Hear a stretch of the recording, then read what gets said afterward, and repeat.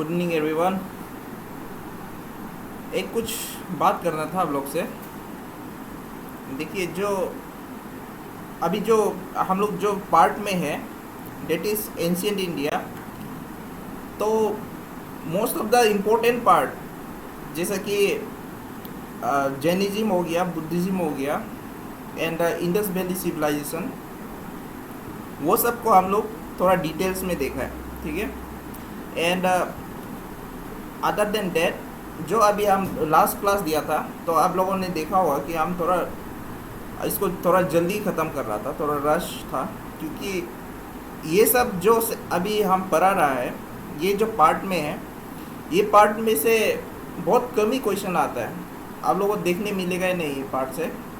Date is Y अभी हम मेरा जो मोटिव है, इसमें सिर्फ आप लोग को एक स्ट्रक्चर दे देना है। हम इतना वो लोग का हिस्ट्री में जाके उसको इतना डिटेल कवर नहीं कर रहा है, क्योंकि वो इम्पोर्टेंट भी नहीं, मतलब उसको ऐसा करने का फ़ायदा भी नहीं है, ठीक है। तो आप लोग जब अपना स्टडीज़ करेगा, तब भी आप लोग को ये ध्यान रखना है कि ये जो एंशियंट पार्ट का जो अभी हम लोग है, जो जगह पे गुप्ता को हम लोग अच्छे से देखा है। अदर देन डेट, जो भी छोटा मोटा जो किंगडम्स है, उसको आप लोग इतना डिटेली इतना आप लोग को जानने का ज़रूरी नहीं है। कुछ कुछ एस्पेक्ट्स जो इम्पोर्टेंट है वो हम बताया है, जैसे कि फाहिंग जो ट्रेवलर था, वो सब आना, कौन किसका कोर्ट में आ रहा है, तो वो सब जो जो हम इम्पोर्टेंट है वो तो हम बताएगा ही, बट लेकिन उसका हिस्ट्री में डाइव इनटू करके हम लोग उसको उसमें इतना ज़्यादा टाइम देने का ज़रूरी नहीं है, ठीक है, ये वाला पीरियड में। डेट इज़ वाई हम एक आप लोग को मतलब सिर्फ आउटलाइन दे रहा है इसमें, ठीक है। आप लोग ऐसा नहीं समझना है कि ठीक से नहीं पढ़ा रहा है, क्योंकि ये पोर्शन से क्वेश्चंस भी बहुत कम ही आता है। तो आपको जस्ट एक आपको कुछ इम्पोर्टेंट एस्पेक्ट्स याद रखना है, लेकिन इसमें इतना आप उसका हिस्ट्री को डिटेली नहीं जाने से भी हो जाएगा। यही आप लोग को बताना ज़रूरी था, इसलिए हम बता दिए, ठीक है। नाउ जो हम लोग का जो कंटिन्यू करना है, लेट्स सी दैट।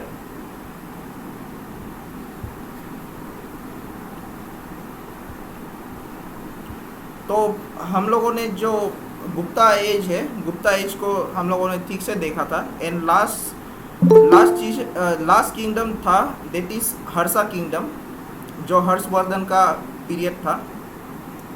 तो ये हर्षा पीरियड में सबसे इम्पोर्टेंट एस्पेक्ट इसका है, ह्यूएन जो चाइनीज़ ट्रेवलर था, ये आया था, ठीक है। एंड जो हर्षा पीरियड है, ये डिसइंटीग्रेट होने के बाद हम लोग को एक चीज़ दिखाई देता है कि पूरा होल ऑफ द ये इससे पहले भी बहुत सारा किंगडम्स आएगा, तो लेकिन जो हर्षा पीरियड है, ये एक लास्ट हिंदू किंगडम था। उसका बाद जो भी है वो सब भी हिंदू ही है, लेकिन उसका डिसइंटीग्रेट होने के बाद हम लोग को यहाँ पे नया पावर आता है, जैसे कि राजपूत, ठीक है, राजपूत हम लोग को दिखाई देता है। तो बिफोर कमिंग टू दैट, और साउथ इंडिया का एक इम्पोर्टेंट एस्पेक्ट है, that is the Sangam period.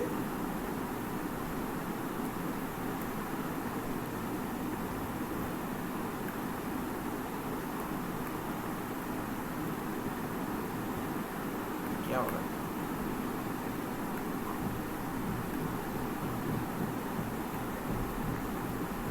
Sangam period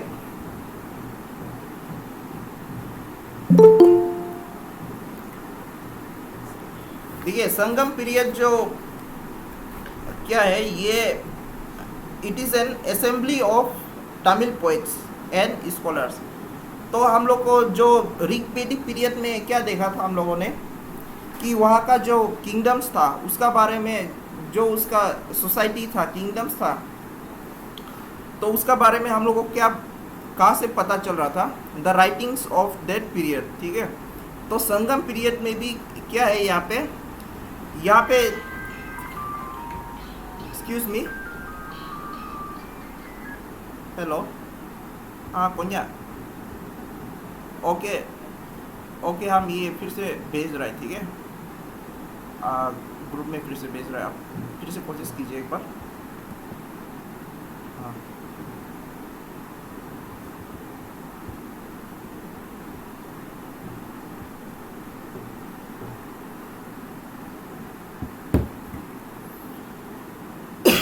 तो संगम पीरियड में भी लाइक द ऋग्वेदिक पीरियड, यहाँ का जो लिटरेचर है, यहाँ से हम लोग को जानने मिलता है the three great kingdoms that were the Chola Chera and Pandyas. तो ये जो संगम पीरियड है, it is nothing but the assembly of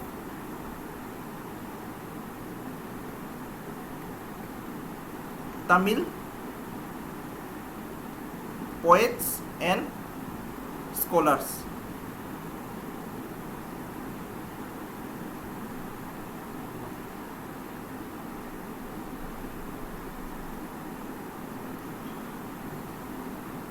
Tamil poets and scholars, और ये 300 सेंचुरी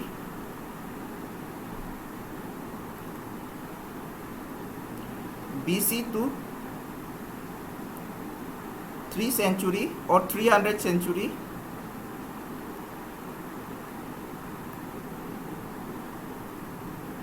AD तक जो साउथ इंडिया का ये वाला एरिया है, ये पूरा एकदम फारदेस्ट साउथ, ये एरिया में जो किंगडम्स यहाँ पे बना है उसका बारे में हम लोग को नॉलेज मिलता है from this writings of this Sangam, ठीक है।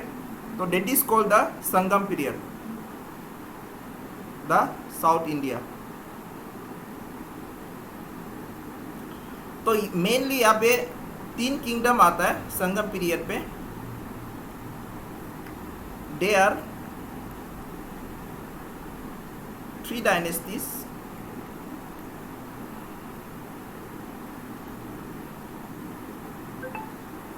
during this Sangam period, okay, and they were Chola, Chera and Pandya।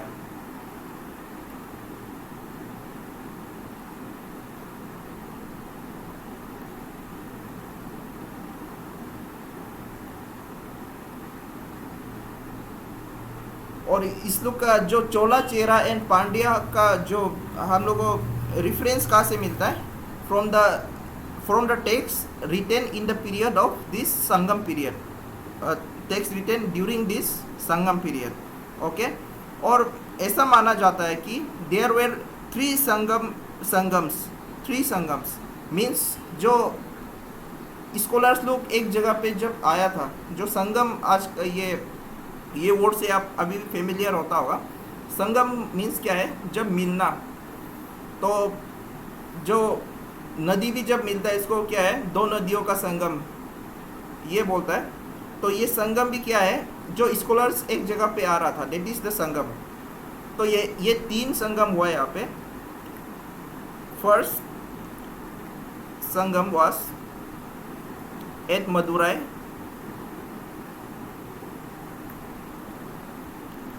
Second Sangam was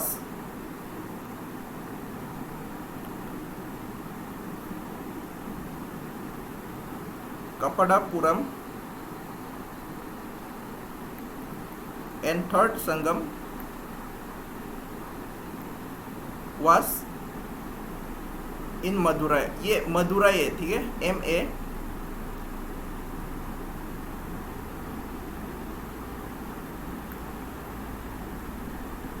तो ये तीनों का संगम पीरियड, जो संगम हुआ था, इसको कौन पेट्रोनाइज कर रहा था, हु एर the royal Patreon,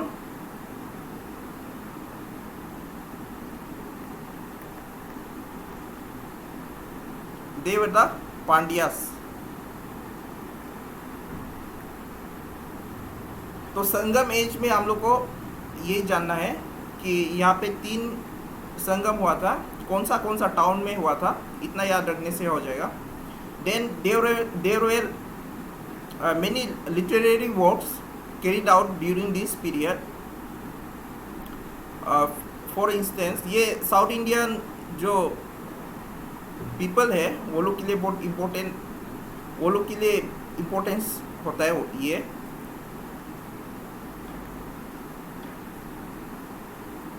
literary work during this period.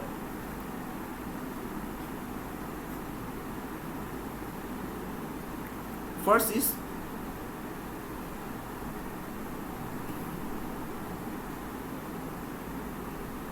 Tolkappiyam by Tokapiyar.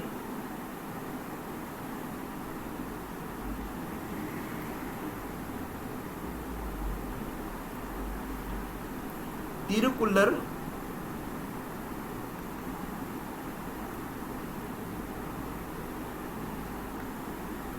और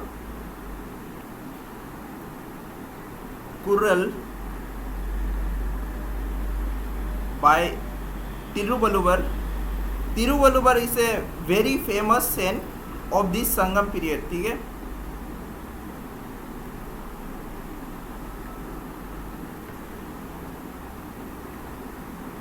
Thiruvalluvar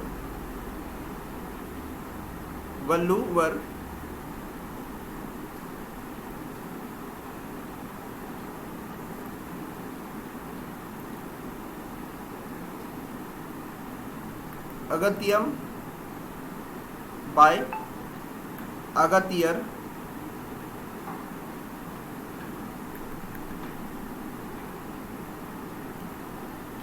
And there were some epics written during this period.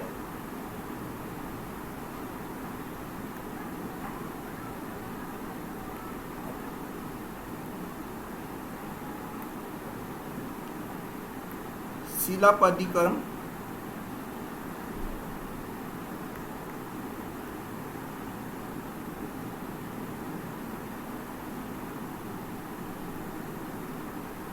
by Ilango Adigal.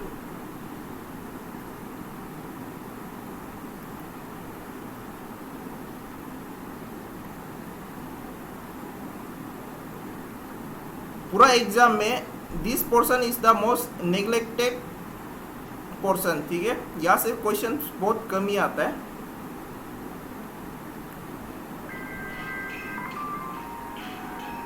ये कौन है भाई? हेलो, हाँ, ओ ओके, ठीक है.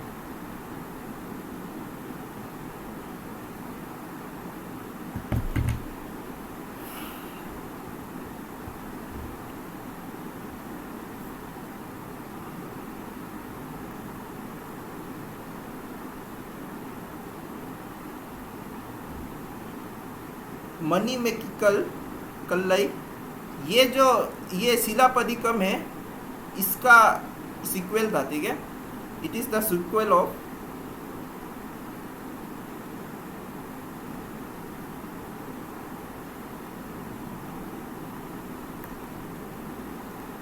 शिलाप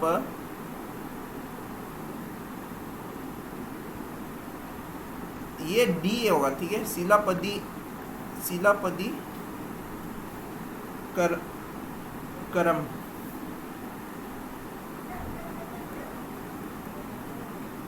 शिलापदिकरम में इसका कहानी जो ऐसा है, यहाँ पे एक लड़की होता है, तो उसको कुछ उसको कुछ गलत फहमी का वजह से ये अपना किंगडम से निकाल देता है. एंड उसका जो कर्स होता है, कर्स का वजह से ये पूरा एक किंगडम ख़त्म हो जाता है.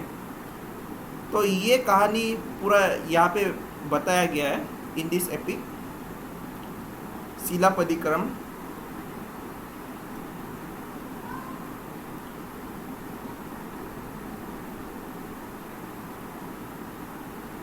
स्थिलय सत्तानर,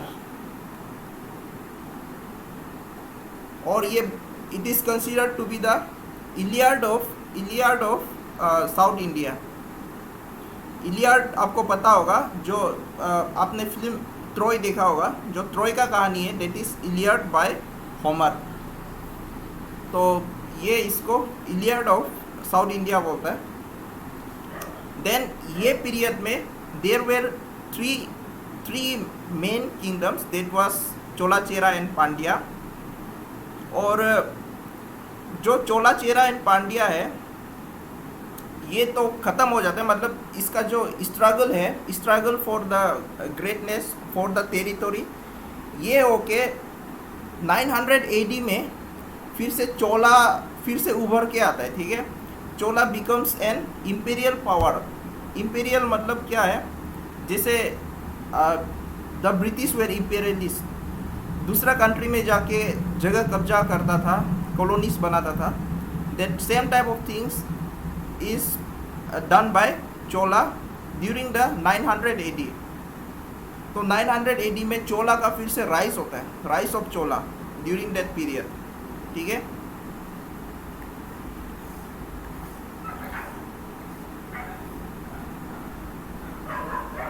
अगर हम लोग चोला Chera and Pandya,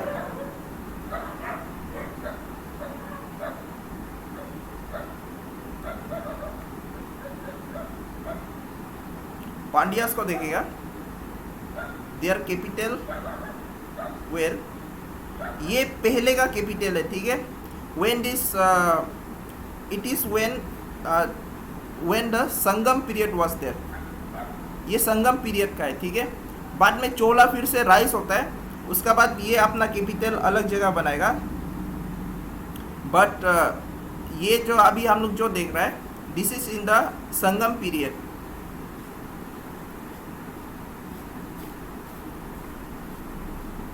Purayur, the important ruler was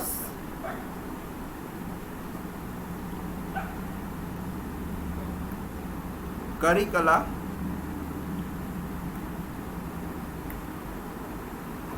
ये सब हिस्ट्री में कोई भी एग्जाम्स में अभी तक पूछा नहीं गया है, ठीक है।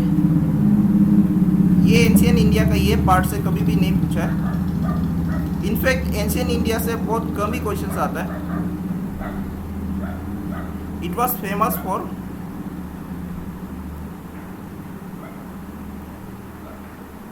It's navy, specially during the second phase of Chola, ठीक है। सेकेंड फेज ऑफ चोला हम लोग कब बोलेगा, when it became the an imperial power, जब इसका नेवी स्ट्रॉन्ग होने की वजह से ये आउट ऑफ इंडिया भी इसका किंगडम फैलता है। जो हम लोग का इंडोनेशिया का जो आइलैंड्स है, आइलैंड्स लक्षद्वीप, इंडोनेशिया, ये सब में भी ये चोलास जाता है। तो आपने कंबोडिया ये सब में इंडियन ये देखा होगा, इंडियन मंदिर जो हिंदू मंदिर लोग देखा होगा, that was all during this period, जो सेकेंड फेज आता है।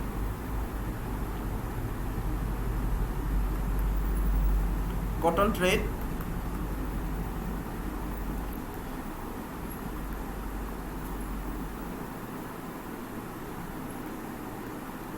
The capital was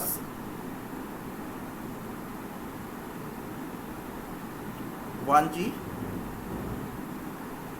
an important ruler was Senguttuvan।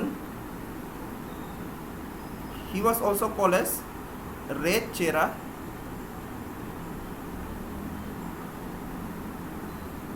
ये फेमस था ट्रेड विथ रोमन्स के लिए।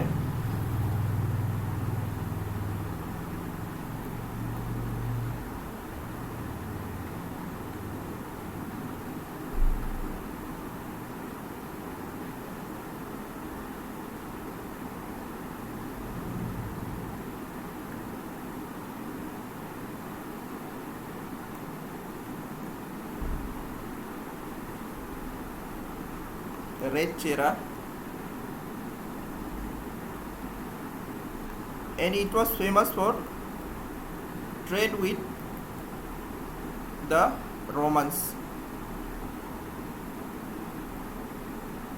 Pandyas, capital Madurai,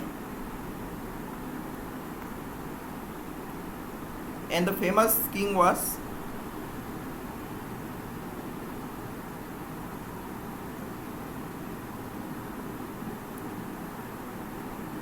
नेदुनजिलियन,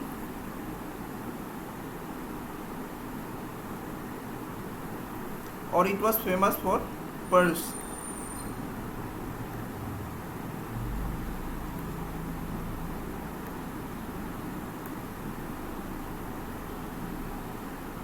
तो ये कुछ एस्पेक्ट है जो चोला चेरा पांड्यास का। नाउ यहाँ पे जो हम लोग बाद में भी ट्रिपर्टाइट स्ट्रगल देखेगा, इसको भी आप ट्रिपर्टाइट स्ट्रगल बोल सकते हैं, because there were 3 kingdoms fighting for supremacy.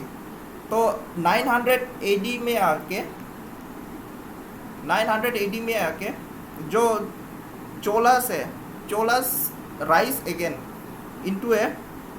into an imperial power, ठीक है। Cholas emerged as an imperial power। imperialist जो आपने वर्ड सुना होगा, तो ये यूजुअली हम लोग क्या को यूज़ करता है, जो कि जो ब्रिटिशर्स है, पोर्टुगीज है, फ्रेंच है, ये लोग के लिए यूज़ करता है, जो इम्पेरियलिस्ट बोलता है। इम्पेरियलिस्ट मीन्स जो हम लोग दूसरा टेरिटोरी में जाके अपना किंगडम्स खड़ा करेगा। तो ये लोग जो ये जावा हो गया, सुमात्रा हो गया, ये सब में फैला है अपना किंगडम, ठीक है। तो यहाँ पे there were some of the important rulers where Raja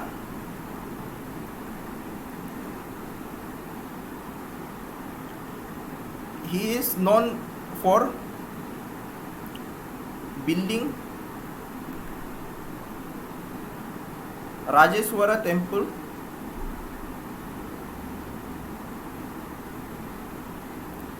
Raja Rajeshwar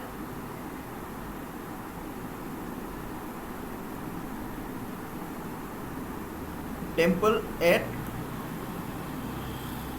Tanjore.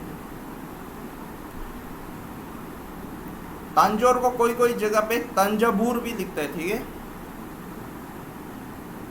Thanjavur and this Tanjore is same.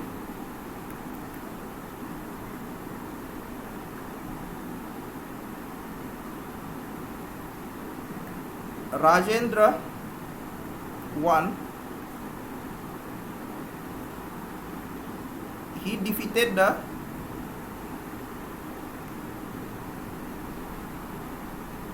Pala king,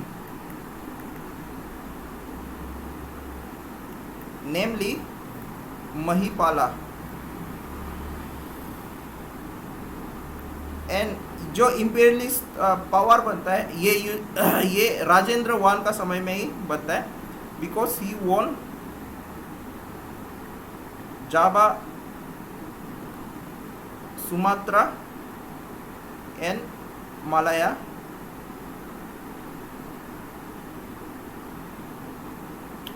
and Chola का जो आर्किटेक्चर है,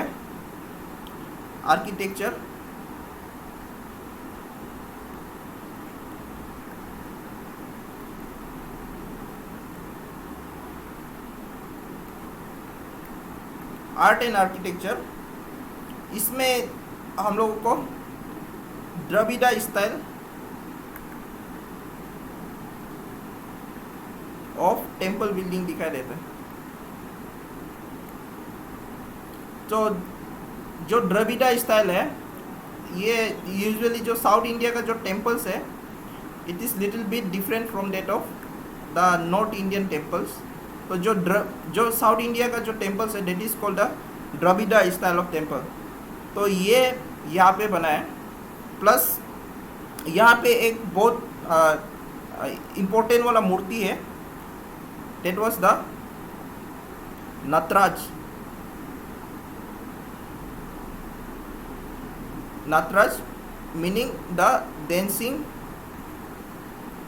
शिवा। ये जो नटराज का जो आपने ये मूर्ति को देखा होगा पिक्चर्स में, तो जो नटराज बना था, that was also developed during this Chola period. Okay, तो ये था the Sangam period. and the rise of Chola after the Sangam period, ठीक है। और ऐसे ही बहुत सारा किंगडम्स था after the disintegration of Gupta as well as the Harsha. यहाँ पे बहुत सारा किंगडम था। तो हम एक बार मैप में आपको दिखाने का कोशिश करेगा, ठीक है।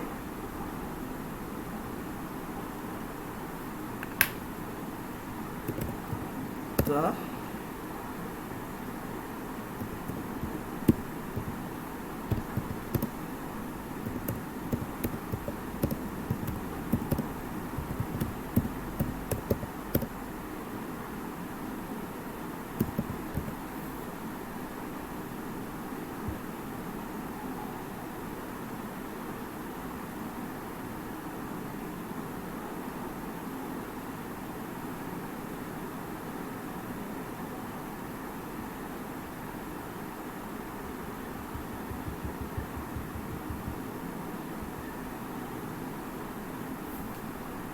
एक बार आप दिखाने का कोशिश कर रहा है,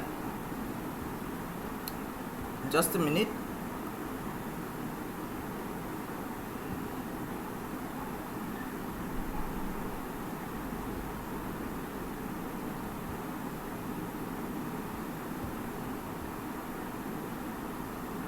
सबको दिखाई दे रहा है? तो ये देखिए, ये था संगम पीरियड में। तो यहाँ पे जो मेन पावर था that was this Chola, Chera and Pandya. तो ये यहाँ पे अभी different powers, different territories and kingdoms आप लोग को दिखाई दे रहा है। तो ये समय समय में चेंज होते रहता था, ठीक है। बहुत सारा किंगडम था यहाँ पे इंडिया में। तो अब ये फार साउथ में ही ये दिखाई दे रहा है, लेकिन फार साउथ में क्या था, this three were the major power, the Chola, Chera and Pandya. तो संगम पता चल गया, and Chola, Chera and Pandya, it is related to our this three kingdoms. तो ठीक है, फिर से हम बोर्ड लेगा।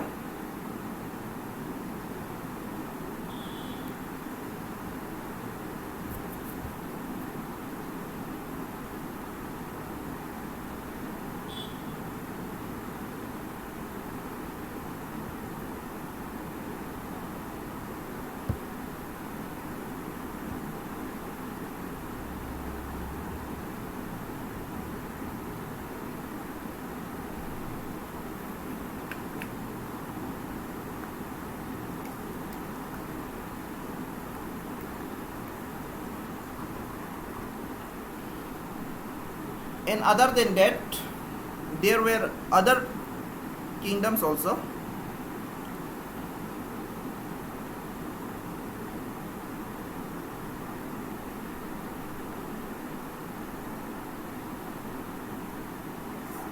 तो इसमें से कुछ है जो आप देख सकते हैं, लाइक पालास,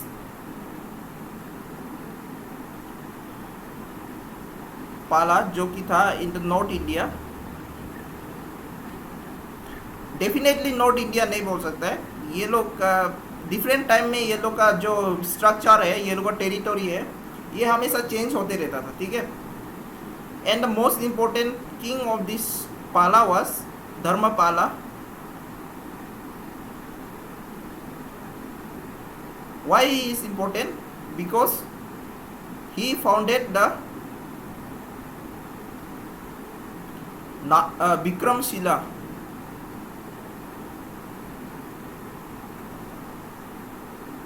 Vikramshila University.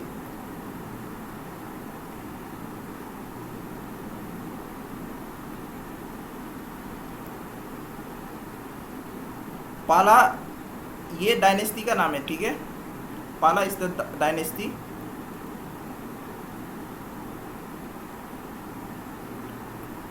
गुर्जारा आपने गुज्जर सुना होगा, गुज्जर, गुज्जर टाइटल, तो it is related to Gujjara and Gujjara were, ये Gujjara is also called as Pratiharas. तो गुज्जरा एंड प्रतिहारा ये सेम है।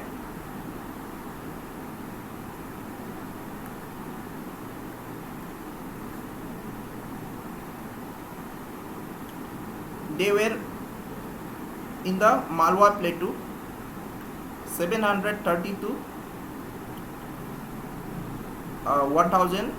36 AD in the Malwa Plateau.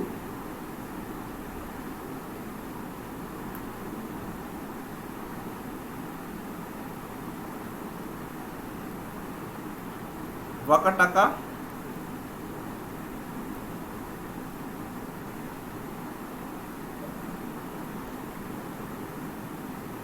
Deccan and Central India,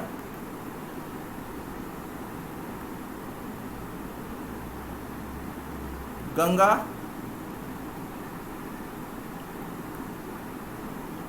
Ganga दो जगह पे था। गंगा एक ईस्ट में उड़ीसा तरफ में था,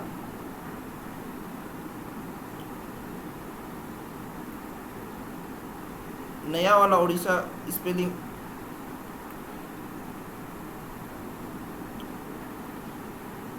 एंड जो ये उड़ीसा का जो था, they founded, they establish the sun temple, जो Narasimha Deva one, he constructed the sun temple which is at Konark.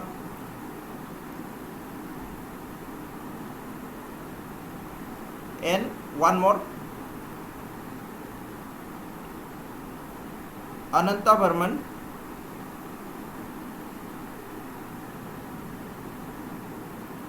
he constructed the famous Jagannath temple. Jagannath temple is at Puri.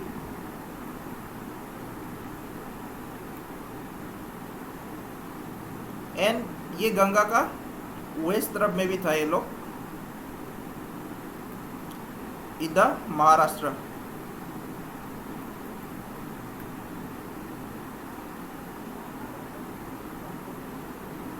Bengal area में सेनास था।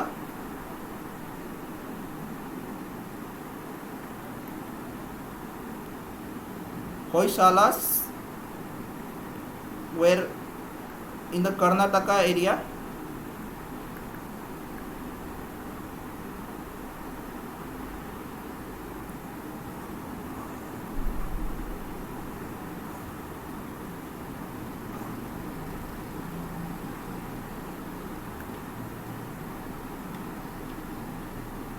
राष्ट्रकूटा,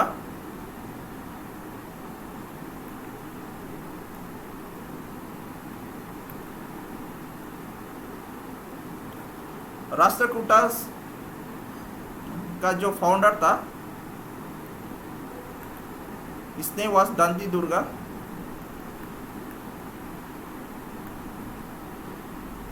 एंड इसका भी बहुत बड़ा एरिया में फैला हुआ था। देवर महाराष्ट्र से लगे Karnataka and some regions of Andhra also, Rashtrakuta का भी। तो रीजन्स इतना मैटर नहीं करता है।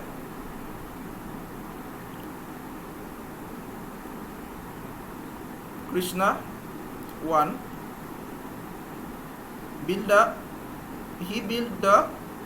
constructed the Kailash temple at Ellora Cape.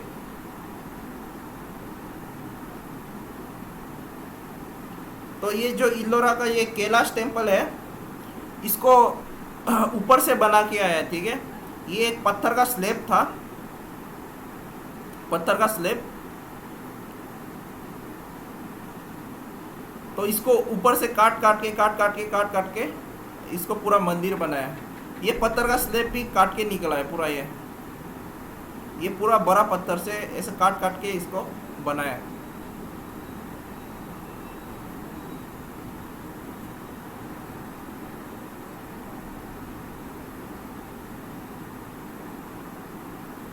Pallava,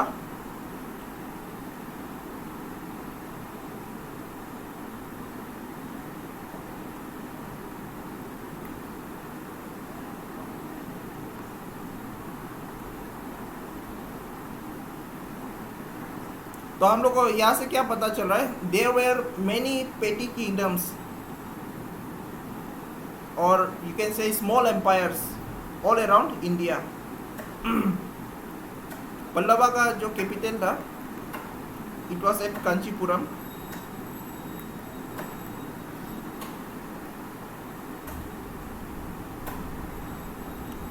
the Tamil Nadu area.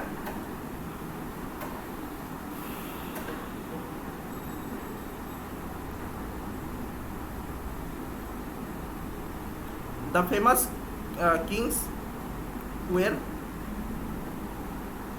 Sivaskandavarman,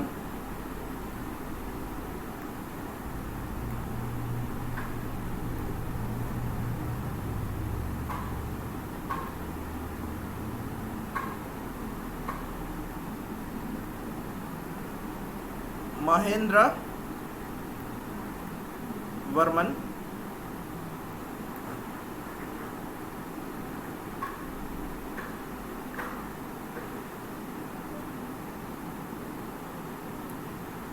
Narasimha Burman,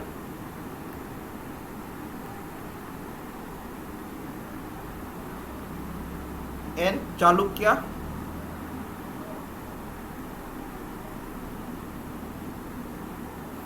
Chalukya भी देखिए, ये भी दो था।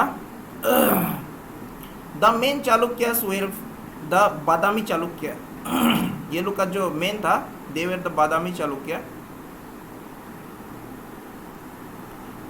एंड ये कर्नाटका एरिया में था। तो जब इसका एक फेमस किंग था पुलाकेशिन टू, और ये पुलाकेशिन टू का मरने का बाद after his death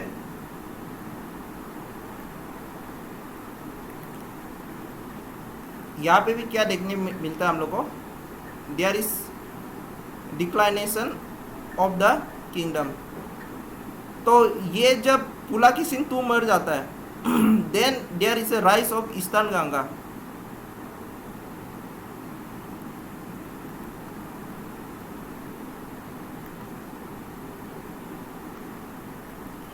eastern Ganga लोग ये था, ये पहले जो ये राजा लोग ही इसको भेजा था यहाँ पे रूल करो करके, जो मेन गंगास था।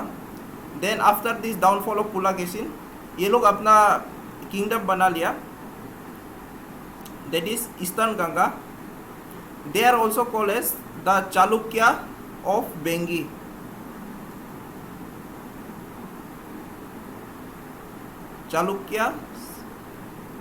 Chalukyas of Vengi. After the death of Pulakeshin two, ठीक है।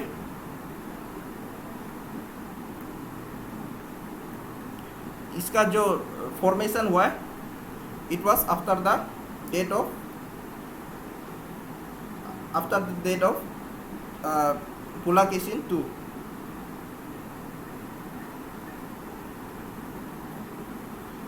फिर बाद में और एक आता है, ये वेस्टर्न चालुक्य।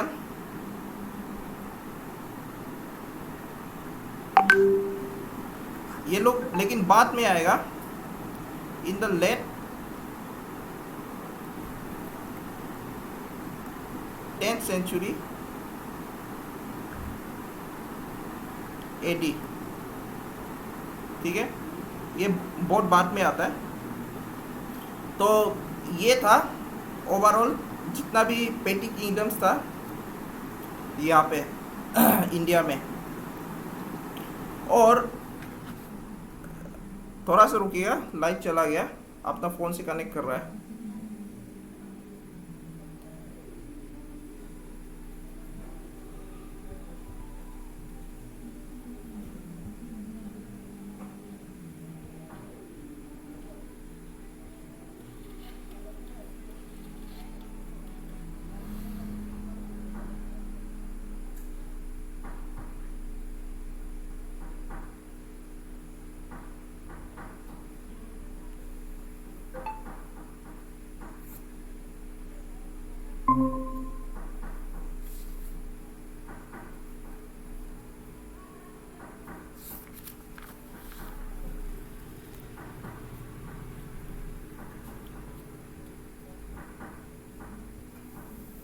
सबको सुनाई दे रहा है? M I audible?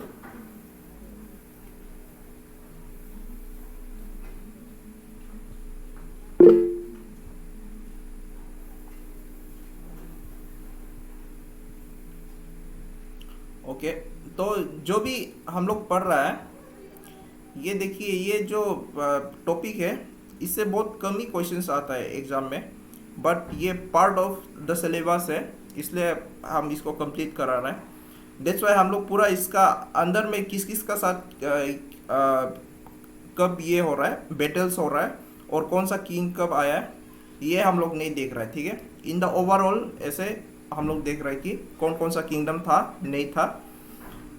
तो यहाँ तक हम लोग का क्या हो जाता है, this is the end of our ancient history, ठीक है। This is the end of ancient history. Now our medieval history begins. तो ये था हम लोग का end of, I am wiping this board.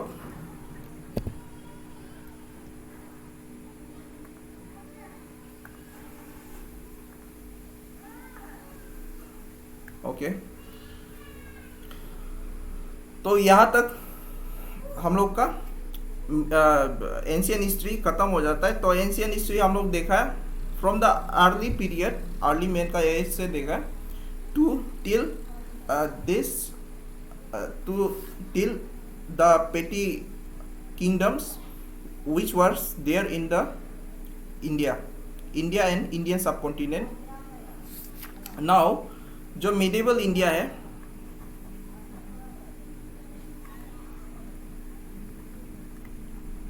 medieval India में हम लोग देखेगा that the most of the kingdoms, यहाँ पे फिर से किंगडम यहाँ पे सेंट्रलाइज हो जाता है, like the Mughals and Delhi सल्तनत। ये लोग फिर से एक सेंट्रलाइज किंगडम से आ जाते। सेंट्रलाइज मतलब जो पावर आ रहा होगा, that will flow from the centre, एक जगह से आएगा और चारों ओर फैलेगा। अभी हम लोग क्या देख रहा था, बहुत छोटा छोटा छोटा छोटा छोटा छोटा हर जगह पावर था।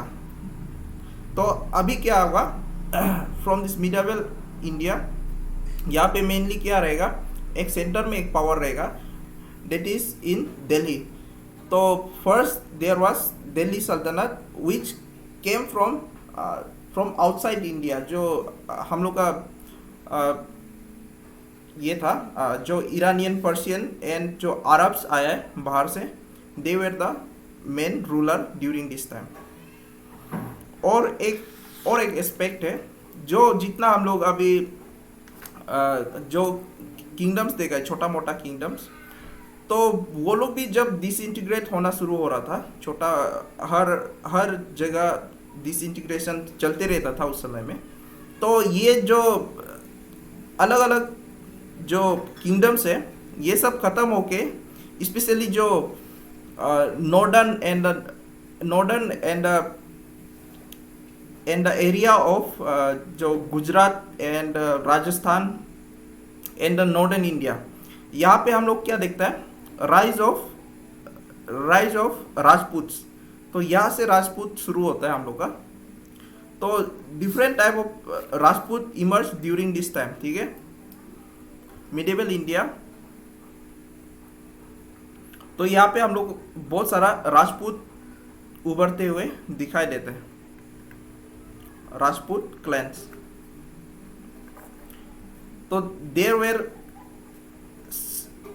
considered to be the 36 number of clan, Rajput clans. तो इसमें हर एक राजपूत क्लैन को देखने भी जरूरी नहीं है, इसको आप ऐसे समझ लेना है कि यहाँ पे राजपूत निकला था। तो एग्जाम्स में कभी ऐसा नहीं आएगा कि which of the following Rajput king belong from which dynasty और विच राजपूत क्लैन, ऐसा नहीं आएगा, ठीक है। तो लाइक एग्जाम्पल जो तोमर्स आ गया था, पान सिंह तोमर का नाम सुना होगा, तो ही is also an Rajput.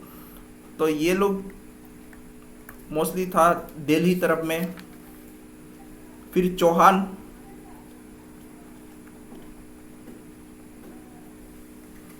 Chauhan से हम लोग देखते हैं जो मालवा एरिया में, एंड चंदेला, बुंदेलखंड एरिया में,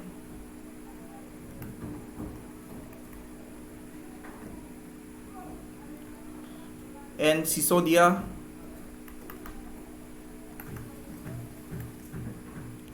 मेवाड़ में। तो यहाँ से हम लोग को मेन जो राजपूत है, this is the period when the Rajput clan came into the limelight और केम इनटू पावर। तो यहाँ से हम लोग राजपूत दिखाई देता है।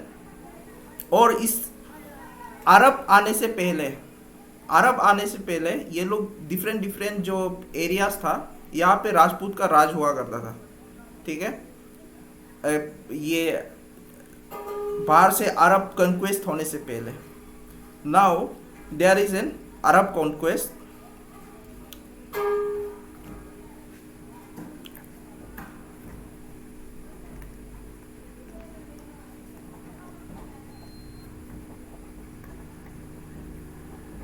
अरब कॉन्क्वेस्ट मतलब the invaders which comes from who came from Arab।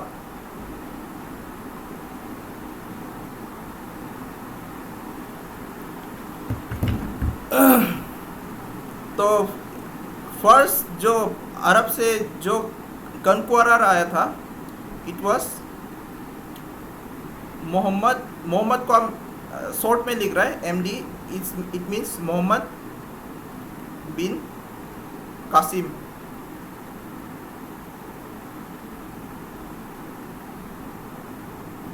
He was from Iran और is the first Muslim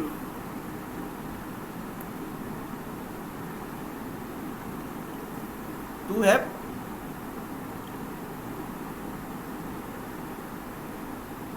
come to have invaded India।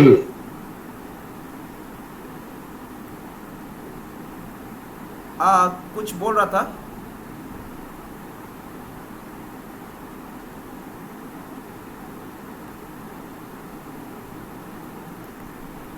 Invade India,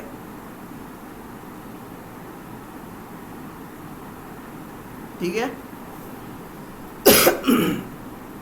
तो इस समय में क्या हो रहा था,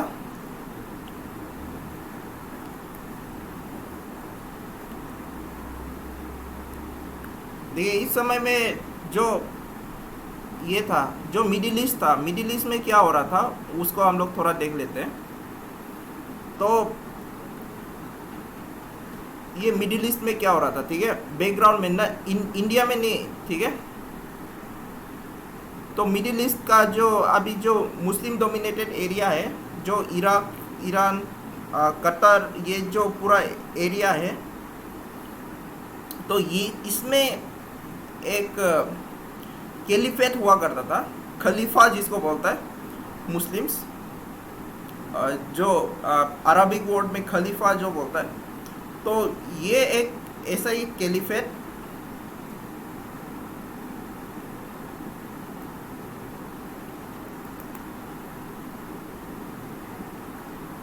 इसको हम फिर से वाईफाई में डाल रहा है, थोड़ा सा रुकिए।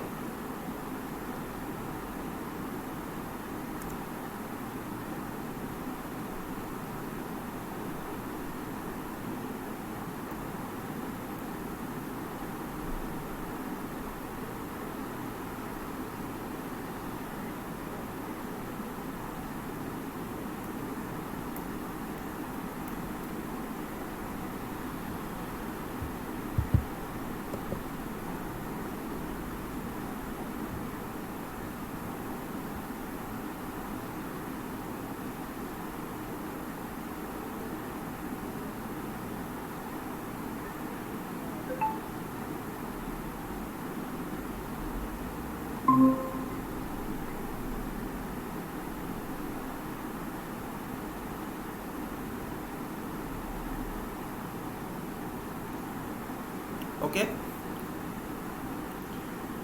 so there was a powerful caliphate.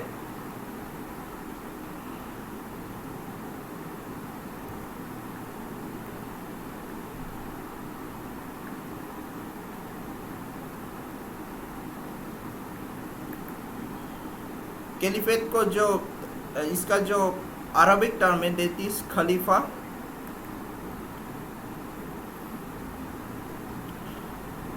तो जो हम लोग का यहाँ पे खिलाफत मूवमेंट हुआ था बाद में मॉडर्न इंडिया में, that is related to one more खलीफा. तो ये बाद में आएगा. तो इस समय में जो कैलिफेट था, that caliphate name was Abbasid. Abbasid caliphate. और अब्बासिद कैलिफेट जो 9th सेंचुरी में 9th सेंचुरी एडी में डिक्लाइन हो जाता है. और यहाँ पे भी बहुत सारा जो न्यूली इस्लामाइज टर्क्स है, Turks who were newly Islamise, ये छोटा मोटा स्टेट लेके, छोटा मोटा प्रोविंस लेके यहाँ पे रूल करने लग जाता है. ठीक है. और ये जो खलीफा था, खलीफा पहले जितना भी मुस्लिम्स था, ये इसका जो रूलिंग था इसका ओर से आता था. तो बाद में क्या हुआ है, ये तुर्क्स लोग, ये जो इस्लामाइज न्यूली इस्लामाइज तुर्क्स है, ये लोग खुद से यहाँ पे रूल करना शुरू हो गया. एंड जो पहले जो सेंट्रलाइज पावर था, इसका खलीफा का जो सेंट्रलाइज पावर था वो अभी डिक्लाइन हो गया. और यहाँ पे जो स्मॉल पेटी गवर्नर्स था, द प्रोविंशियल गवर्नर्स,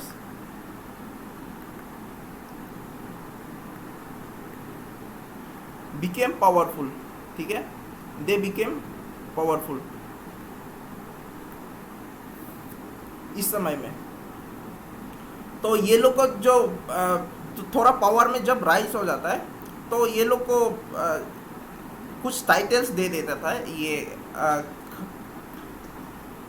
खलीफा का तरफ से. That titles were Aamir. और ये आमिर ही बाद में जाके क्या बन गया, लेटर इट बिकेम सुल्तान. तो ऐसे ही बहुत सारा सुल्तान हम लोग को देखने मिलता है. और बहुत सारा इंडिपेंडेंट स्टेट्स यहाँ पे फाउंड हो गया था. It was formed in the Middle east area. ठीक है, ये इंडिया में अभी तक नहीं आया है. This is in the Middle East. And among those small state, one state was Ghazni.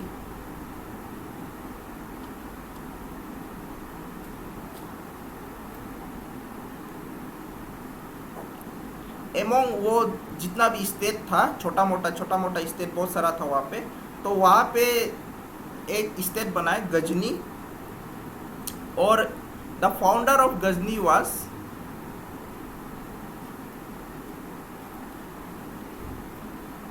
अलाप्तीजीन. ठीक है, अलाप्तीजीन. और अलाप्तीजीन का जो सन इन लॉ है,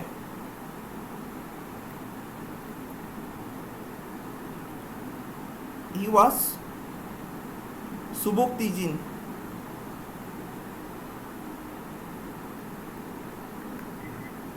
एंड सुबुक्तीजीन क्या था, ये मोहम्मद ऑफ गजनी का पिता था. ठीक है, he was the father of Mahmud of Ghaznavi. Ghazni भी बोलता है इसको, गजनबी भी बोलता है. ठीक है, महमूद ऑफ गजनबी। तो महमूद ऑफ गजनबी था इसका बेटा। तो यहाँ से रिलेशन कैसा चल रहा है आप समझ जाइए। तो अभी इंडिया में आता है, ठीक है, ये सब मिडिल ईस्ट में चल रहा था। Now let's come to India.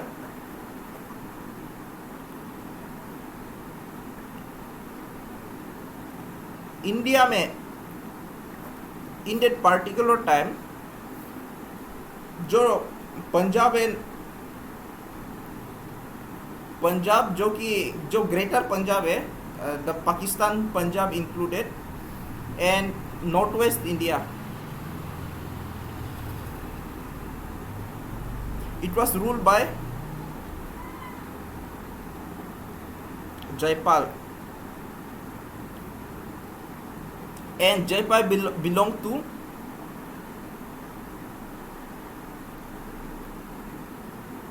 Shahiya dynasty,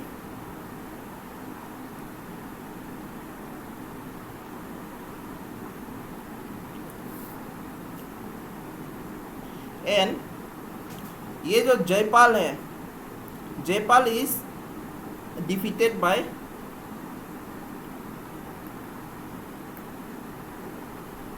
सुबुक्तिजीन।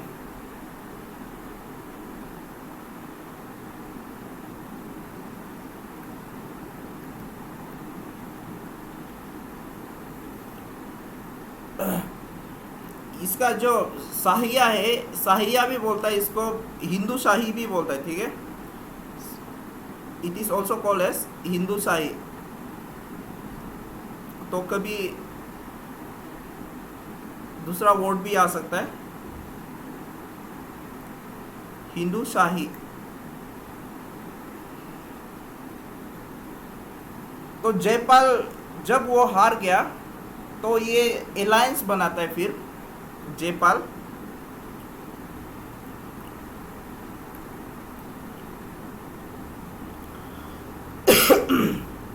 Alliance करता है with farmer with the son of former general of Ghazni,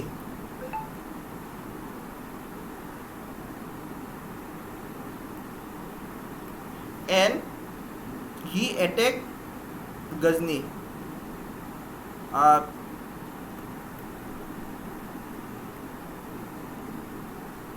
लेकिन Jaipal is unsuccessful, he is defeated, Jaipal is again defeated.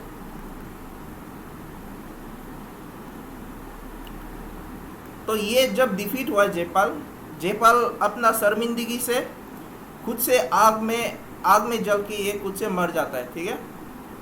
तो it has been given in the NCERT like that कि ये आग में खुद को झुलसा के ये मर जाता है। एंड जो सुबुक्तिजीन है, सुबुक्तिजीन अपना बेटा जो महमूद ऑफ गजनबी है उसको अपना जो ये गद्दी है वो दे देता है। एंड ये फिर से इन्वेट करता है यहाँ पे इंडिया पे, और Jaipal is defeated in the year 101 AD। और जो जयपाल का बेटा है, जयपाल का बेटा his name was आनंदपाला।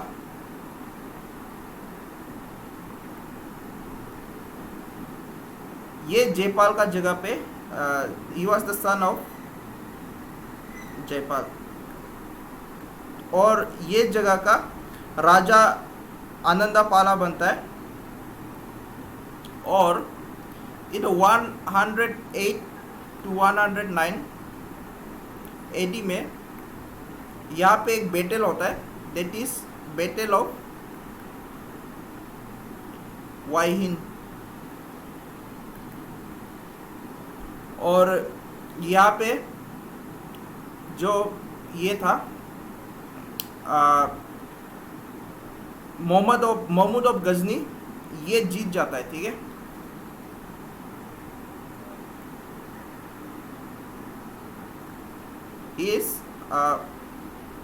He is the winner of this battle. तो यहाँ पे जो बैटल होता है, बैटल ऑफ वाइन, और इसमें मोहम्मद ऑफ गजनी जीत जाता है। एंड जो ये था, ये जो किंगडम था, किंगडम इसको एक वेसल स्टेट बना देता है, vassal state of Ghazni. Vassal state मतलब क्या है? जो स्टेट एक पपेट का तरह काम करेगा, जहाँ का राजा एक पपेट का तरह काम करेगा, ये ऐसे बना देता है ये जो हिंदू शाही रूलर को, ठीक है। तो यहाँ का जो रूलर था आनंदपाला, दैट इज जयपाल का जो बेटा था, that his state is converted into vassal state. And यहाँ पे बहुत सारा एट्रोसिटीज करता है ये Mahmud of Ghazni, like plunder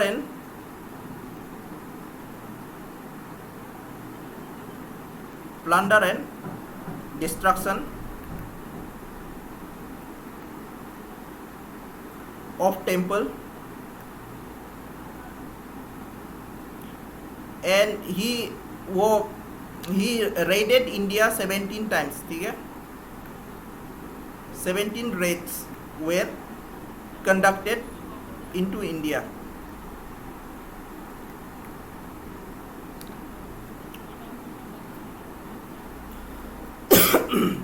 और ऐसे ही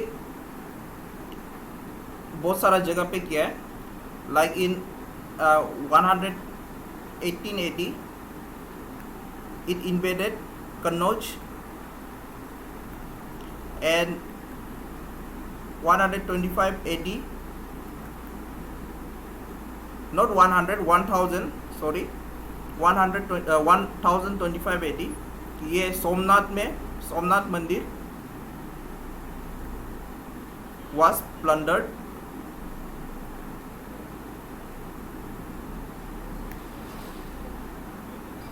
तो ये सब भी उस समय में धर्म का नाम में हो रहा था, ठीक है। जो ये सब कर रहा था, he was considered that he is doing in the name of Allah, in the name of religion। तो आजकल का जो सेम चीज़ हम लोग को दिखाई देता है, हम लोग दुनिया में भी जो पहले में जो हो रहा था, it has not been changed, it hasn't changed much। And important यहाँ पे ये है, he patronized 3 person,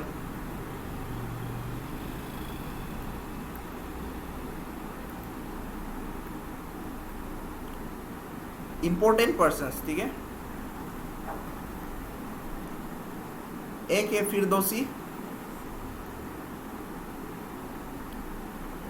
Firdausi has retain Shahnameh,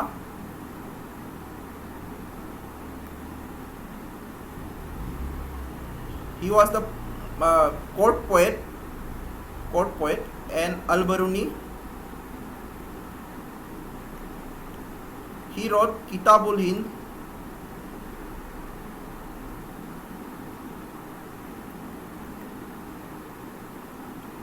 and Utbi, he was the court historian।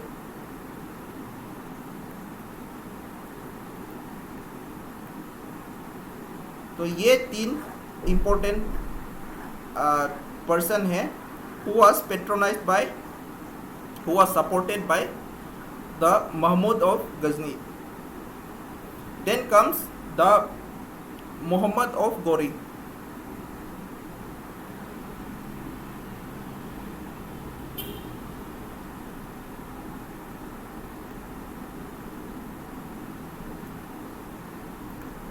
एक का नाम मुहम्मद है, एक का नाम महमूद है, ठीक है।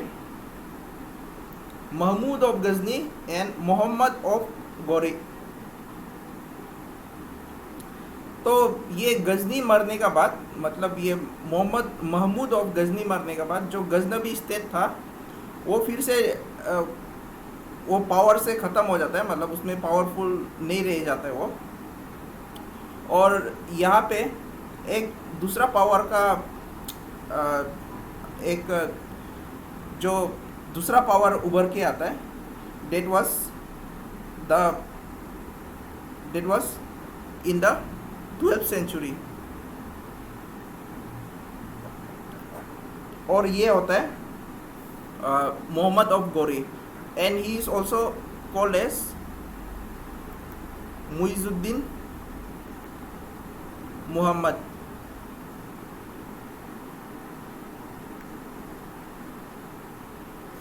तो जो मोहम्मद ऑफ गोरी था ये 1178 को he attempted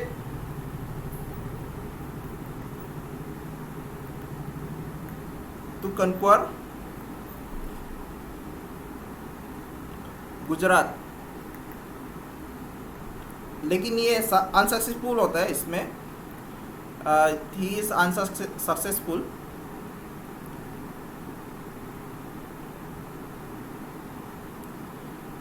लेकिन उसको लग जाता है कि अगर हमको यहाँ पे इंडिया में अटैक करना है तो सबसे पहले ये देखना होगा कि वहाँ पे जो बेस है, मतलब जो मिलिट्री बेस बनाना होगा हमको पंजाब में। सो वो पंजाब में मिलिट्री बेस बनाना शुरू कर देता है, और ये करता है बाय 1190।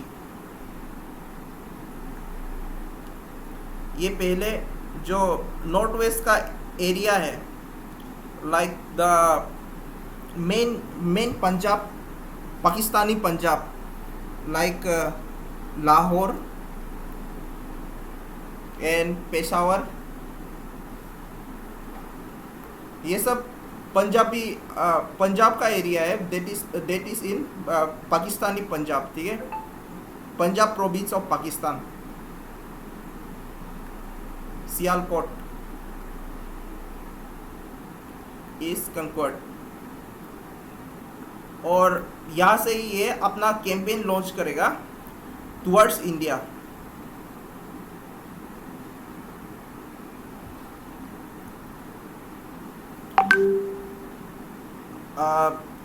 हमने एक चीज़ बताना भूल गया, ठीक है, इसको हम अभी बता दे रहे हैं, अभी याद आ रहा है हमको। जब एक्चुअली अभी जो दोआब था, दोआब वाला एरिया देख के हमको याद आ गया। तो ये जो हम लोगों ने जो डिफरेंट स्मॉल पेटी किंगडम्स देखा था इन द एंशिएंट इंडिया, वहाँ पे एक स्ट्रगल हुआ था, ठीक है, struggle for the land which was in the Ganga Yamuna Doab, that is in UP area, that is Kannauj. वहाँ पे एक ट्रिपरटाइट स्ट्रगल हुआ था। ट्रिपरटाइट मतलब where there is 3 party involve.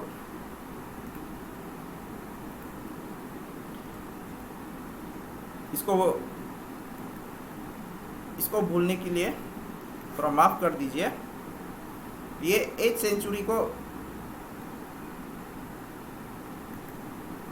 Century AD को हुआ था, और 800 AD you can say there was an struggle for supremacy.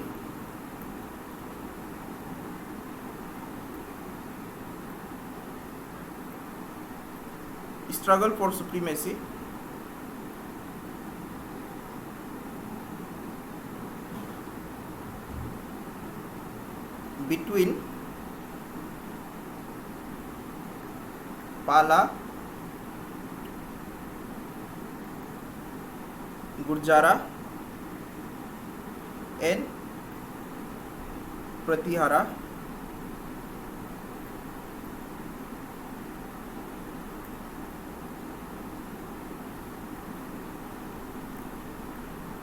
for possession of Kannauj. Kannauj एक बहुत फर्टाइल एरिया था उस समय में, जो it was near the Ganga basin. तो ये एरिया बहुत फर्टाइल था, और उस समय में जो इकोनॉमी था, economy was based on agriculture. That is why this fertile land was sought after these three kingdoms, and this is called the tripartite struggle.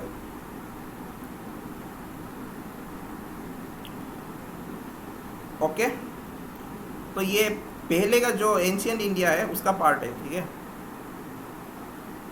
Now coming to this Mohammed of Gauri.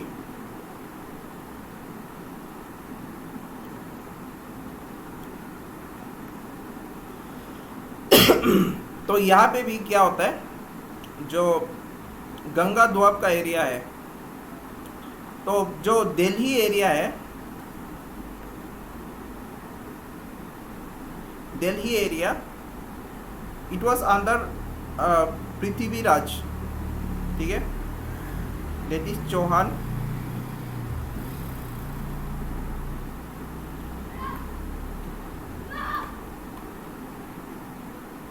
Chauhans अंदर पृथ्वीराज, पृथ्वीराज चौहान। तो पहले क्या था, इससे पहले जो हम बताया था, तोमर्स जो दिल्ली में था, तो दिल्ली से पृथ्वीराज ने इसको ले लिया था, ये दिल्ली को, फ्रॉम तोमर्स। तो पृथ्वीराज भी चाहता था कि वो उसका भी एरिया को, जो गंगा यमुना द्वाब एरिया है, उसमें फैलाए, मतलब उसको भी फैलाना था। एंड मोहम्मद ऑफ गौरी ये भी नॉर्थ वेस्ट तरफ से आके ये जगह पे फैलना चाहता था, इस पर कब्जा करना चाहता था। तो इसका आपस में पृथ्वीराज चौहान एंड गौरी का बीच में यहाँ पे क्लैश होता है बाय 1191। तो 1191 को हम लोग को फर्स्ट देखने मिलता है, first battle of terrain.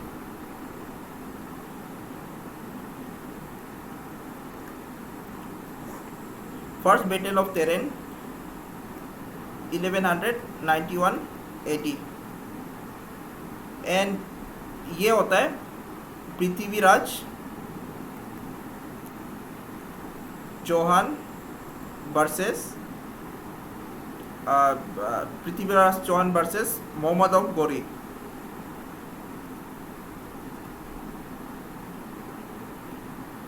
And यहाँ पे Ghori is defeated in this battle.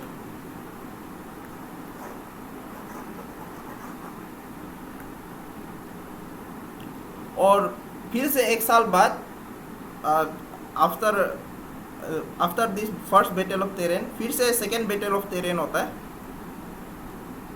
तो गौरी यहाँ पे अपना जो स्ट्रेटेजी है उसको यूज़ करता है, एंड वहाँ का जो किंग था जयचंद, उसको अपना तरफ में ले लेता है, ठीक है।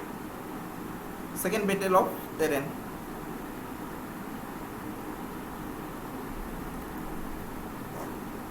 It was in 1192 AD. Same Prithviraj, ऊपर में स्पेलिंग मिस्टेक है, आप लोग मिला लेगा उसको। Prithviraj versus Mohammed of Gauri.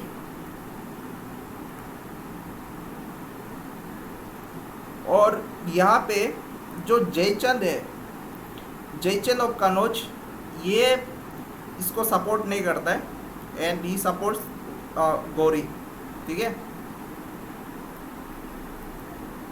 Jaichand he didn't support Prithviraj.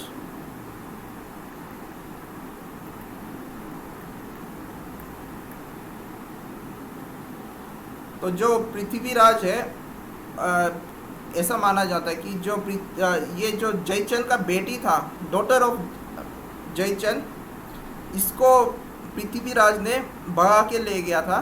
That's why this Jaichand was angry with this Prithviraj. He was angry that his daughter has been taken from he. That is why उसको वो इसको सपोर्ट नहीं करता है। और जो जो ये है, इसका जो लव स्टोरी है, पृथ्वीराज एंड जो जयचंद का बेटी है, इसका जो लव स्टोरी है, that could be seen in the poem written by Chand Bardai.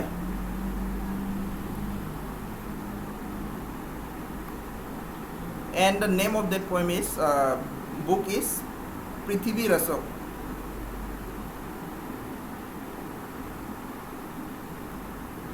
तो जो अक्षय कुमार का जो पृथ्वी राज का जो मूवी आया था, it is said that film has been inspired from this Prithvi रसो।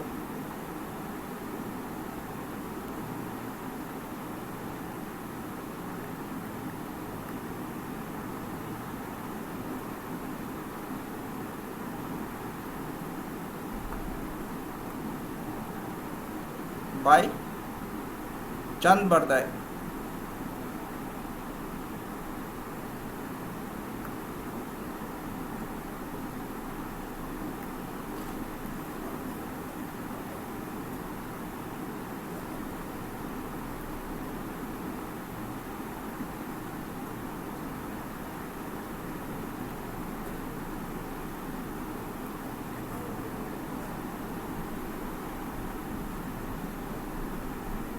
ओके, एंड यहाँ पे सेकेंड बैटल, यहाँ पे मेन चीज़ ये था कि जो मोहम्मद गौरी है,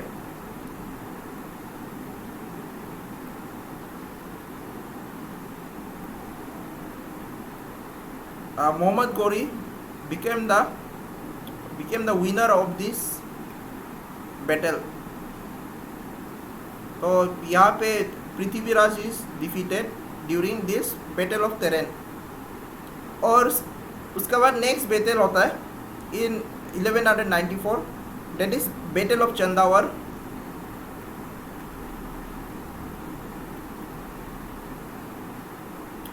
बैटल ऑफ चंदावर। और ये बैटल ऑफ चंदावर में फिर से ये जो मोहम्मद गौरी है, ही डिफीटेड जयचंद, जो ये जयचंद था, Jaichand of Kannauj.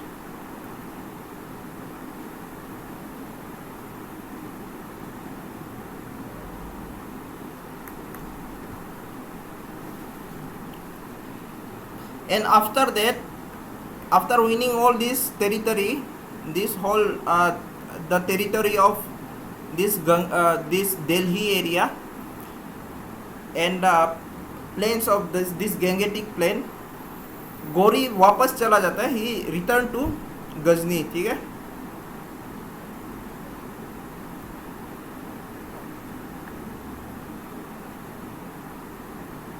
Mohammad Ghori he return to Ghazni. और जो यहाँ पे जितना एरिया था उसका चार्ज को किसको दे देता है? Charge is given to Qutubuddin Aibak.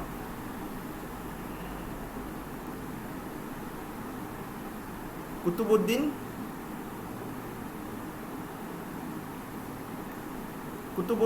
Aibak. Qutubuddin Aibak को पूरा चार्ज देके चला जाता है। And that is how now the Delhi Sultanat will begin from this. तो जो दिल्ली का जो सल्तनत है यहाँ से फॉर्मेशन शुरू हो जाता है.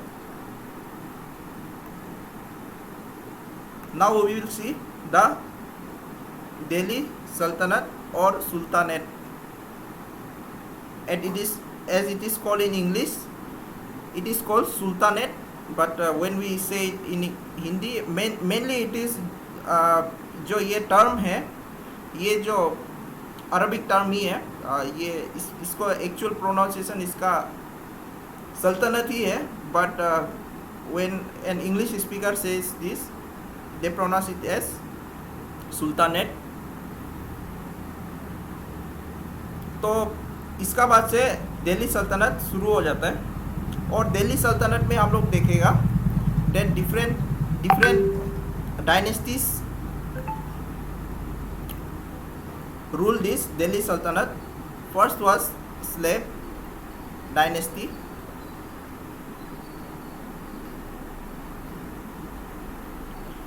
or it is also called Mamluk. Then Khilji, then Tughlaq, then Said,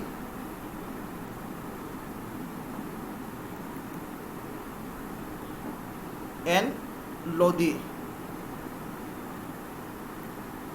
तो यहाँ से अभी दिल्ली सल्तनत का शुरुआत हो जाता है.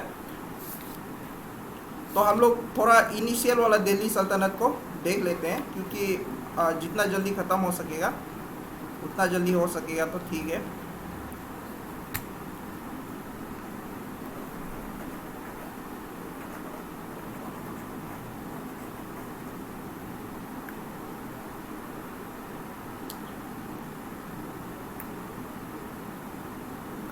तजुम, आप फॉलो अप कर पा रहा है हम जो पढ़ा रहा है?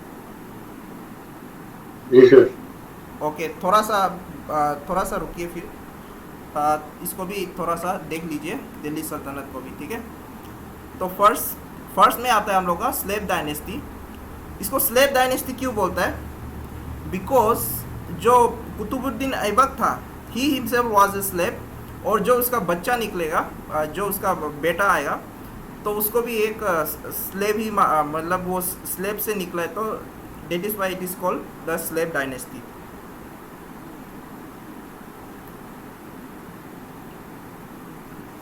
Slave dynasty, or it is also called Mamluk dynasty.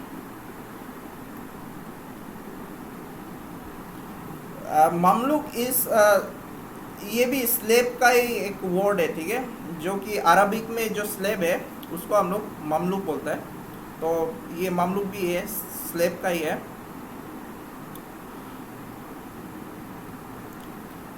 तो फर्स्ट इज कुतुबुद्दीन ऐबक.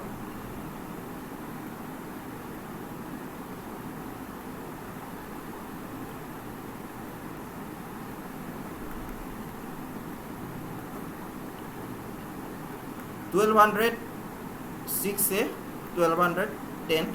लेकिन जो अभी जो इम्पोर्टेंट डेट्स है उसको हम बता देगा, ठीक है.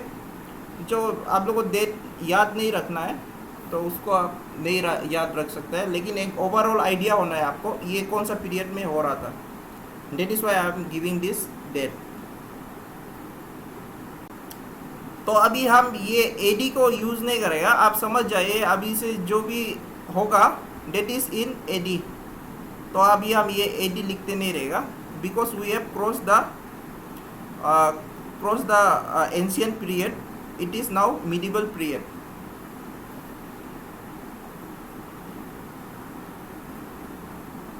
The title given to Qutbuddin Aibak was Lakh Baksh, because he was very generous and जो भी आता था उसको माफ़ कर देता था. That is why the title was given as Lakh Baksh. And he began the construction of, you know already, Qutub से क्या आएगा? Qutub Minar.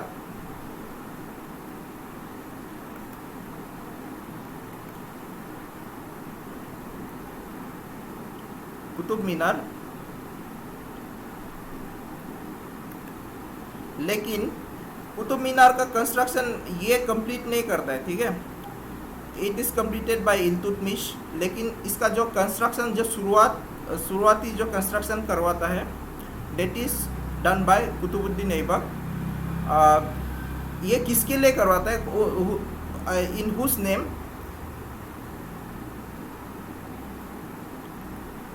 After the name of sufi saint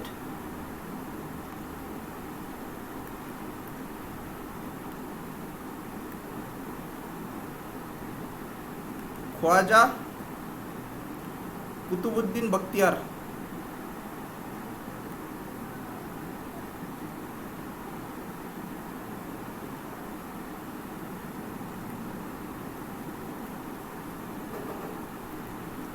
Khwaja Qutubuddin Bakhtiyar का कि कोई कोई जगह पे इसको नहीं लिखता है, बट कोई बुक्स में ये मिलता है, नहीं मिलता है।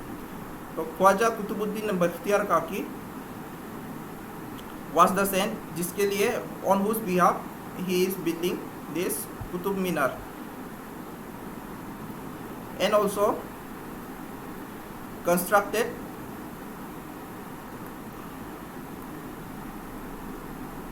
कुव्वत उल इस्लाम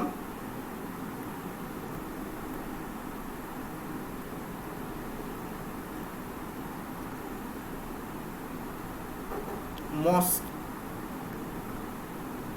एट दिल्ली। इसको याद रखिए, ठीक है। ये कौन बनाया था और शुरुआत किसने किया था? कुतुबुद्दीन ऐबक। एंड किसका बिहाफ में बनाया था, किसके लिए बनाया था, इसको भी याद रखिए, ठीक है। Then his son comes, that is Aram Shah.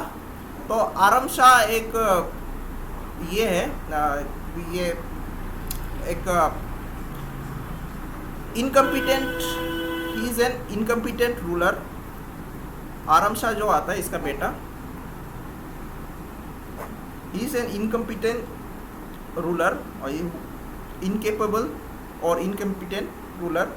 तो जो नोबल है, जो आर्मी है वहाँ का, तो ये लोग इसको अपोज करता है। The rule of Aram Shah is opposed by the nobles and armies, and that is why Iltutmish was the son-in-law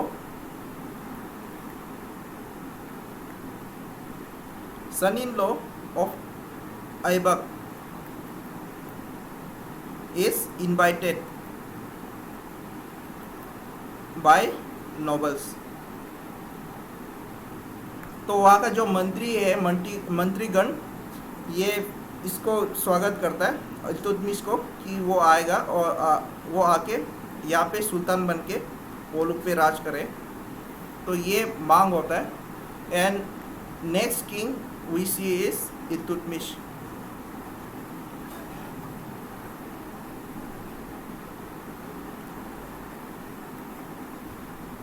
Iltutmish is the next king. तो इल्तुतमिश का जो ये है, इसका जो वंशज है, इसका जो डायनेस्टी है, it is also called the Ilbari dynasty. Okay, Ilbari dynasty.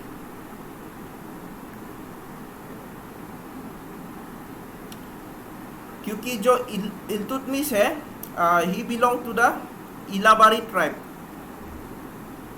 he belong to Ilabari tribe।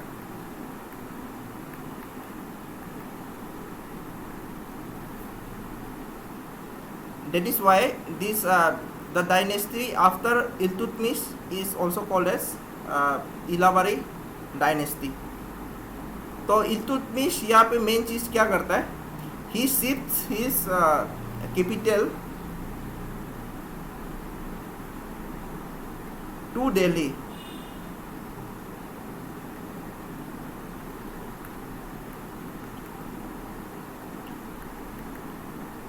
From Lahore. तो जो सीट है, जो कैपिटल है, वो अभी दिल्ली बन जाता है.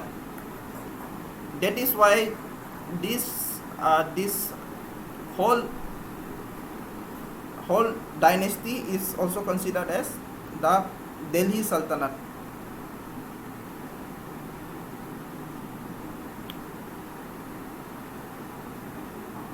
और यहाँ पे एक 1222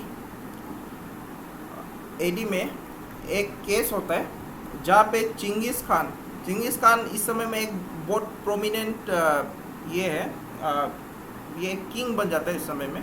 तो Changez Khan is feared by all, क्योंकि वो जहाँ भी जाता है वहाँ पे तहस नहस कर देता है. तो he also comes in the, मतलब वहाँ से इसका एक जो चंगेज़ खान है, चंगेज़ खान का एक एनिमी जो भागा होता है, एंड वो इल्तुतमिश का यहाँ पे आने से उसको जगह नहीं देने के लिए उसको बोलता है, ठीक है. एंड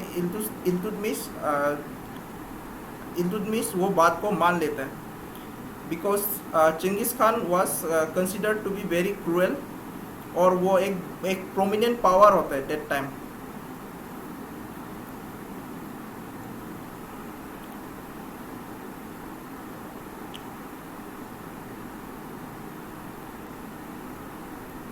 तो ये कभी आ भी जाए शायद, ये एक फैक्ट है. तो जो चंगेज़ खान है, चंगेज़ खान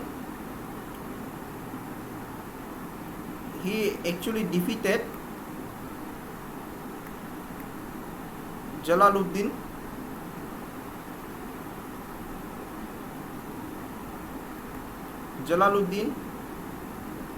Mangabarni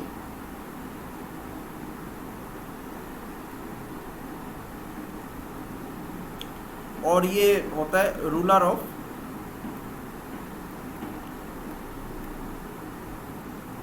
ख्वारिज़्म इस ZM. और जो ये जलालुद्दीन होता है, मुंगाबानी, he sought asylum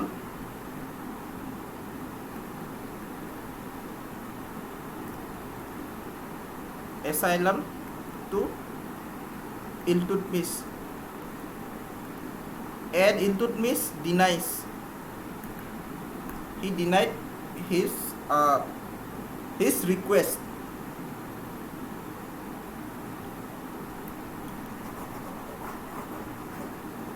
तो क्वेश्चन आ भी सकता है कभी कि जो the enemy of Changez Khan sought for asylum to whom, आ भी सकता है ऐसा, इसलिए. And another thing is he introduced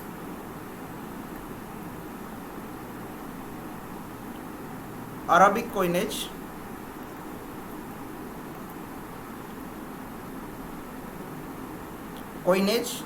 ठीक है, means the coins which included जो सिल्वर कॉइन था, it was called as tanka, silver tanka, and copper jital. The copper coin was called as copper jital. और सबसे इम्पोर्टेंट पॉइंट ये है, ठीक है, कि यहाँ पे एक चालीसा और you can say तुर्कन A चालगनी,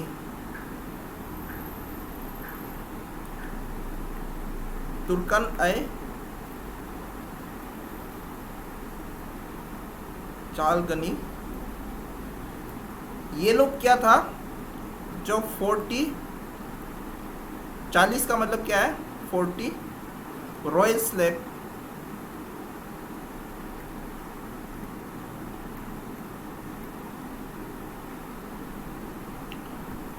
royal slave था, जो किंगडम का सेवा में ये लोग, मतलब ये लोग एक लॉयल स्लेव माना जाता था, जो ये 40 स्पेशल लॉयल स्लेव था, ठीक है।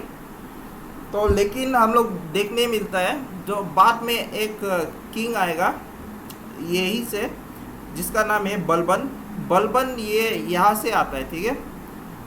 चालीसा और तुर्कनाई चालगनी, यहाँ से एक किंग बन के निकलेगा बाद में। तो ये इम्पोर्टेंट एस्पेक्ट है इल्तुतमिश का। एंड ही कंप्लीटेड द, ये भी इम्पोर्टेंट है, completed the construction of Qutub Minar.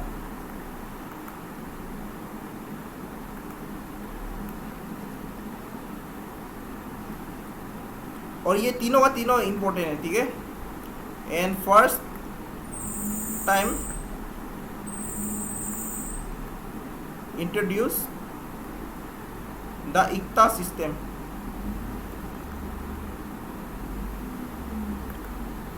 इक्ता system का अंदर क्या होता था, एक जैसे कि पार्ट ऑफ एक टेरिटरी होगा, एक रीजन होगा, एक जगह होगा, एक एरिया होगा, तो ये किसी नोबल को दे देगा, ठीक है। नोबल को देने के बाद उसको क्या बोल देगा, इक्तादार। तो इक्तादार जो वहाँ से उसको कुछ घोड़ा, कुछ ट्रूप्स, कुछ टैक्स ऐसा देना होगा फिर से, जो मेन किंग है। तो ये जो सिस्टम यहाँ पे इंट्रोड्यूस किया है, that was first time done by Iltutmish. तो दिस वाज इक्ता सिस्टम, ठीक है। आज यहीं पे रखते हैं।